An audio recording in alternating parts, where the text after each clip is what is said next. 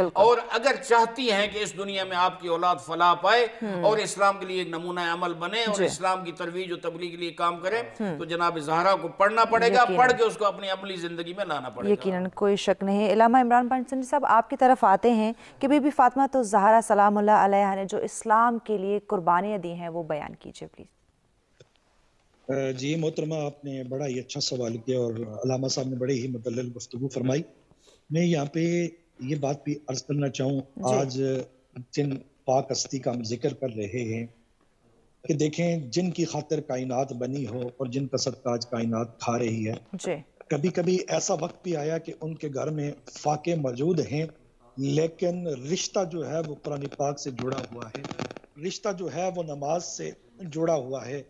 इसी तरह एक मुकाम ऐसा भी आता है कि सैयदा पाक अपने हाथों से खुद चक्की पीस रही हैं, तो नमाज असर का वक्त हो गया, तो इतने में सैयदा पाक ने वो चक्की उसी तरह छोड़ी और नमाज में मशगूल होगी और सुबह क़यामत तक अपने चाहने वालों को ये दर्स दिया कि जब भी कोई काम करते हो अगर नमाज का वक्त आ जाए तो आप पहले नमाज को तरजीह दें। तो इसी असना में जब अल्लाह के प्यारे हबीब के एक सहाबी आप घर में दाखिल होते हैं और क्या देखते हैं कि चक्की खुद ब खुद चल रही है और आटा खुद ब खुद पीस रही है।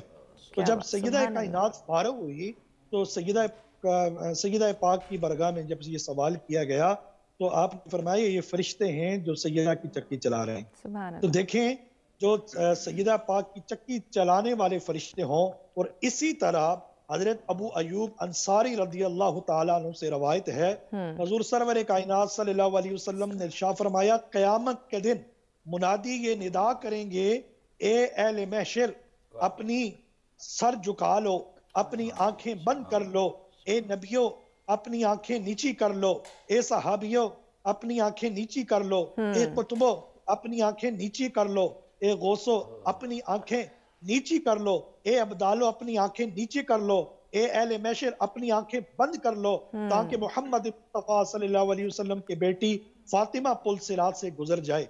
और नुज़रतुल मजालिस के अंदर ये भी है कि इसलिए कई कातलान हुसैन उन्हें देखकर मिन्नत और समाजत ना करने लगे कि वो उन्हें माफ कर दें, हालांकि अल्लाह ताला ने उनके लिए अज़ाब का हुक्म कर चुके हैं। फिर सैयदा कायनात जन्नत 70,000 हूरों की जुर्मट में बिजली की मानत पुल से रात से गुजर जाएंगी। जी बिल्कुल। इलामा साहब आपकी तरफ दोबारा आएंगे, चूंकि ब्रेक की जानिब हम बढ़ने, ब्रेक के बाद आपकी बात को आगे बढ़ाएंगे। नाज़रीन हमारे साथ रहिएगा, मिलते हैं एक शॉर्ट ब्रेक के बाद।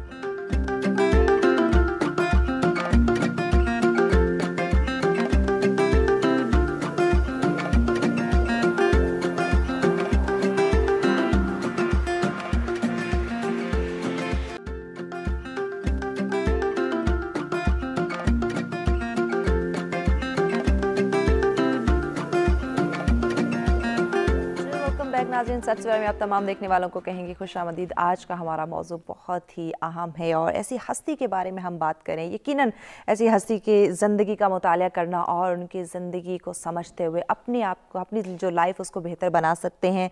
बीबी फातिमा तो ज़हरा सलामुल्लाह अलैहा की ज़िंदगी के बारे में आज हम बात करें। इसके ऊपर इन डिटेल गुफ्तगू करने के लिए स्टूडियो में मेहमान भी हमारे साथ मौजूद हैं।